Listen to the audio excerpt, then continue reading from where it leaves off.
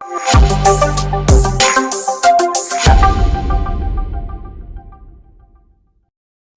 Mass മോട്ടോഴ്സിൽ നിന്നാണ് Honda unicorn വണ്ടിയുടെ front ഫോർക്കിൻ്റെ oil സീലൊക്കെ leak ഉണ്ടായിരുന്നു. അപ്പോൾ അത് മാറ്റാൻ വേണ്ടിയൊക്കെ നമ്മൾ അയച്ചിട്ടുണ്ട്. അതേപോലെ തന്നെ കോൺസെപ്റ്റ്, ഡിസ്ക് ബ്രേക്ക്, അതിൻ്റെ ഭാഗമായിട്ട് നമ്മളതിൻ്റെ ഫ്രണ്ട് ഭാഗം അഴിച്ചിട്ടുണ്ട് കേട്ടോ.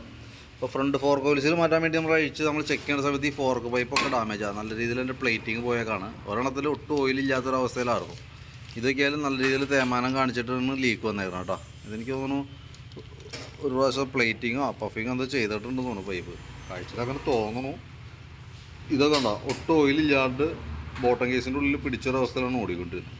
അപ്പോൾ നമുക്ക് മാറ്റുമ്പോൾ അതിൻ്റെ ഫോർക്ക് ഓയിലും ഫോർക്ക് പൈപ്പ് അടക്കം മാറ്റിയിട്ട് വേണം ഓയിൽ സീലൊക്കെ മാറ്റി ക്ലിയർ ചെയ്യാനായിട്ട്. കൂട്ടത്തിൽ നമുക്ക് അതിൻ്റെ കോൺസെപ്റ്റിന് നമ്മളായിട്ട് പറഞ്ഞിട്ടുണ്ടായിരുന്നു. കോൺസെപ്റ്റ് മാറ്റാൻ വേണ്ടി അയച്ചിട്ടുണ്ട്. കോൺസെപ്റ്റ് കൂടി നമ്മൾ കൂട്ടത്തിൽ ചേഞ്ച് ചെയ്തിടുന്നുണ്ട്.